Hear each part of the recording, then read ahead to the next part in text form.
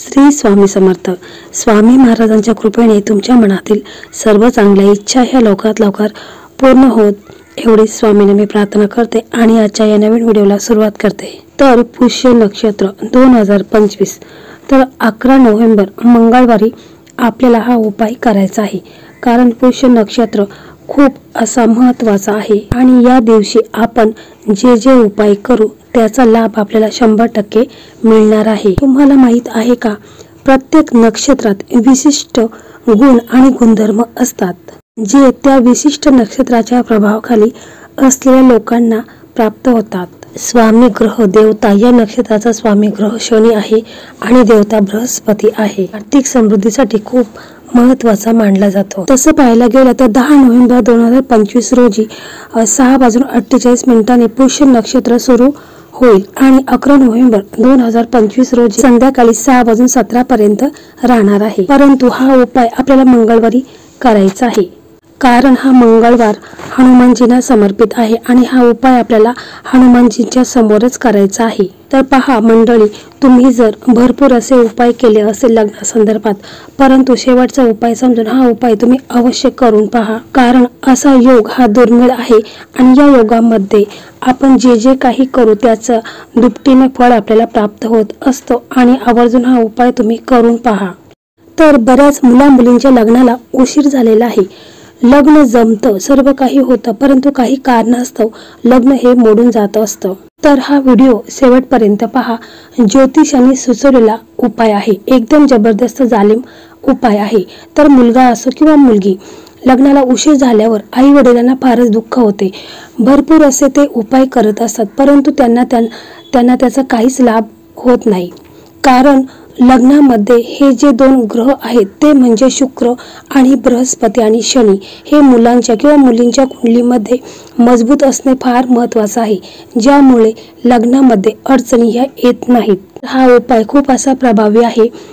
हा उपाय केल्याने तुमच्या मुलामुलीचं लग्न काही दिवसातच ठरून जाईल आणि 1 दिवसात लग्नाचे योग कुंडलीमध्ये निर्माण होतील. तर ही माहिती जाणून घेण्या अगोदर तुम्ही चॅनलवरती नवीन असाल तर चॅनलला सबस्क्राईब करा आणि बेल आयकॉनला क्लिक करा. कारण की जे मी लग्नासंदर्भात व्हिडिओ अपलोड करेल त्याचं नोटिफिकेशन हे तुम्हाला लगेच मिळेल आणि तुम्ही एक पण व्हिडिओ मिस करणार नाहीत. तसेच आपले लग्नासंदर्भात व्हिडिओ आपल्या चॅनलवरती प्लेलिस्टमध्ये अपलोड केलेले आहेत, ज्यामध्ये बऱ्याच मुलींचे लग्न देखील ठरलेले आहेत. त्यांनी मला कमेंट देखील केलेली आहे, ते देखील तुम्ही पाहू शकता. तर बघा, मुलांच्या कुंडलीत जे काही ग्रह आहेत शनी राहू यांच्यामुळे देखील लग्नात प्रॉब्लेम येतात. त्याचप्रमाणे नजर दोष पितृदोष असेल तर हा उपाय जर तुम्ही केला तर मुलांचं लग्न हे लवकरात लवकर होऊन जाईल आणि म्हणून पुष्य नक्षत्रामध्ये आपण हा उपाय करायचा आहे. तर पहा, हा उपाय आहे. तर हा उपाय मुलाचे आई वडील करू शकतात, मुलं स्वतः देखील करू शकतात. तर आपल्याला यासाठी काही साहित्य लागणार आहे. तर यासाठी आपल्याला तांब्याचा एक ताम्हण घ्यायचा आहे. त्याचप्रमाणे आपल्याला पिवळा चंदन लागणार आहे, हळद कुडी लागणार आहे, 1 हळद कुडी लागणार आहे, 7 लवंगा आणि 1 पूजेची सुपारी आपल्याला लागणार आहे आणि 1 गुलाबाचं फूल लागणार आहे. एवढं साहित्य आपल्याला आदल्या दिवशी आणून ठेवायचं आहे. तर पहा, हा उपाय मुलाचे आई वडील करत असतील तर त्यांनी सकाळी 5:30 वाजता उठायचं आहे, म्हणजे ब्रह्म मुहूर्तावर उठायचं आहे. आंघोळ वगैरे करून घ्यायचे आहे, स्वच्छ कपडे घालायचे आहेत. त्याच्यानंतर आपला देवघर आहे तर तिथे आपण बसायचं आहे. बसण्यासाठी एक आसन घ्यायचं आहे आणि मग बसायचं आहे आणि त्याच्यानंतर आपल्या देवघरामध्ये एक तुपाचा दिवा लावायचा आहे आणि मग आपली मनोकामना इच्छा आहे, म्हणजे जसं की माझ्या मुलींच्या लग्नामध्ये जे काही अडथळे, जे काही ग्रहदोष आहे, पितृदोष आहे, तर ते दूर होण्यासाठी मी हा उपाय करत आहे. हा उपाय केल्याने माझ्या मुलींचं लग्न हे लगेच जमून जाऊ द्या, अशा प्रकारे तुम्हाला तिथे देवघरामध्ये असं बोलायचं आहे आणि मारुती रायांचं मनामध्ये स्मरण करायचं आहे. आपण प्रथम एक ताम्हण घ्यायचं आहे, तांब्याचा ताम्हण घ्यायचा आहे, छोटा असेल प्लेट तरी चालेल. त्याच्यामध्ये आपल्याला प्रथम गंगाजल शिंपडायचं आहे आणि मग त्या ताम्हणामध्ये आपल्याला एक स्वस्तिक चिन्ह काढायचं आहे, म्हणजे पिवळा चंदन घ्यायचा आहे आणि तो उगाळायचा आहे आणि मग आपल्याला स्वस्तिक चिन्ह काढायचं आहे. त्याच्यानंतर त्या ताम्हणामध्ये स्वस्तिकावर आपल्याला 1 हळद कुडी ठेवायची आहे, 7 लवंगा तुम्हाला घ्यायच्या आहेत। त्या लवंगा देखील व्यवस्थित पाहून घ्यायच्या आहेत, तुटलेल्या फुटलेल्या घ्यायच्या नाहीत।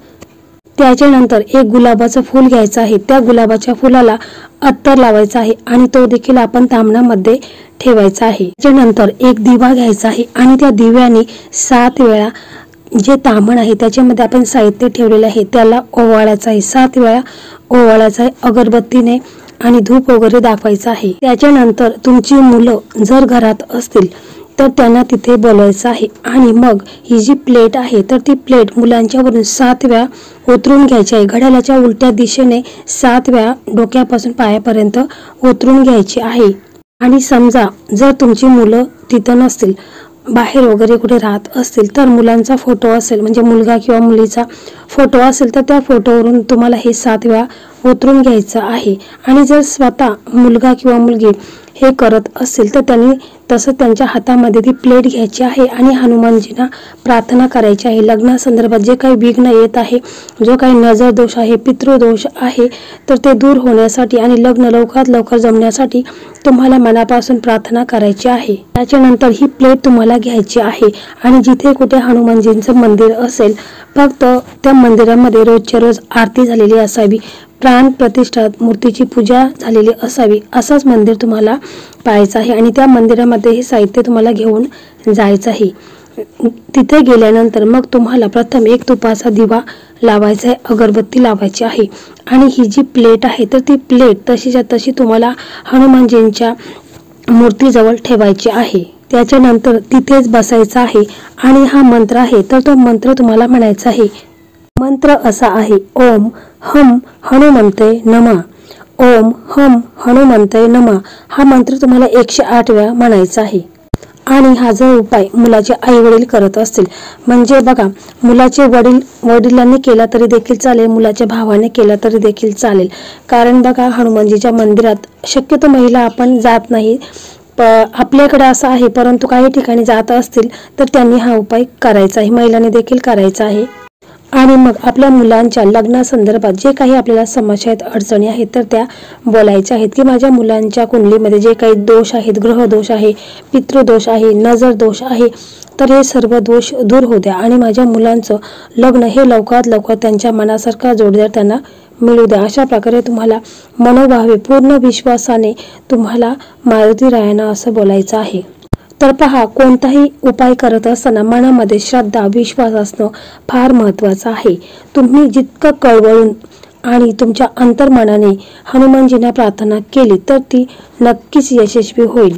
जर तुमच्या मनात किंतु परंतु असेल की हा उपाय केल्याने लग्न होईल की नाही होणार, असं तुमच्या मनामध्ये ज्या काही समस्या असतील तर त्यामुळे कदाचित त्याचा लाभ तुम्हाला होणार नाही, परंतु पूर्ण श्रद्धेने विश्वासाने जर तुम्ही हा उपाय केला तर याचा 100% रिझल्ट तुम्हाला पाहायला मिळेल।